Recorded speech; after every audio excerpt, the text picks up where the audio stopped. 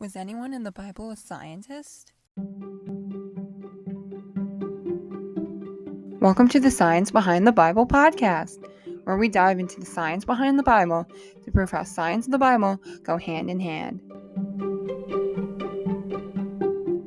According to the internet, it is estimated that the earliest roots of science can be traced back to ancient Egypt and Mesopotamia around 3000 to 1200 BCE. As soon as God made man, he instructed him to take care of the environment.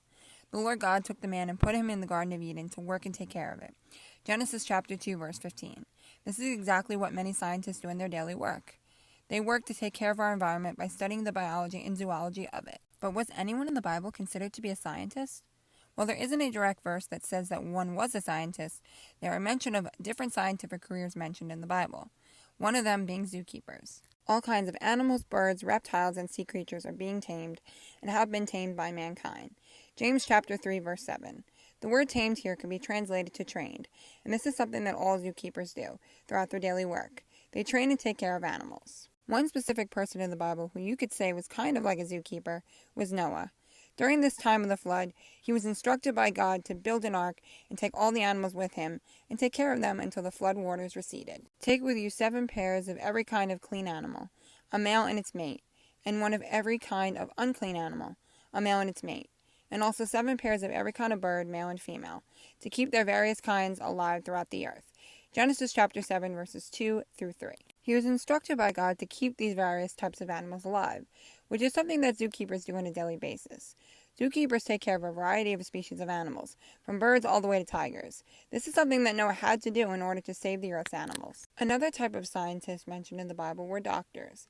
While these doctors obviously didn't have any of the modern medicine and technologies that doctors have today, they still tried healing people of their illnesses. A woman was there who had been bleeding for the past 12 years. She had suffered a great deal under the care of many doctors, and had spent all she had. Yet instead of getting better, she grew worse. Mark chapter 5, verse 25 and 26. In this verse above, it seems as if a woman had visited a doctor to try and cure her bleeding that had gone on for over a decade. But it seems as if the doctor was unable to heal her, and it made her condition worse. This is primarily due to the lack of technology and science that was available at the time. This lack of technology and scientific knowledge led to low survival rate if one was sick. But despite this lack of technology and science, people still managed to figure out ways to heal themselves. So he went to him and bandaged his wounds, pouring in oil and wine, and he set him on his own animal, brought him to an inn and took care of him. Luke chapter 10, verse 34.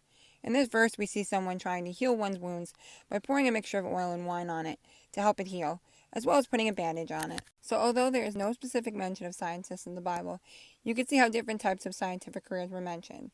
Science had to start somewhere, and throughout the Bible we can see its earliest forms. I hope you enjoyed today's episode. If you did, feel free to share it with a friend and surprise them on which scientific careers are mentioned in the Bible. Have a blessed day.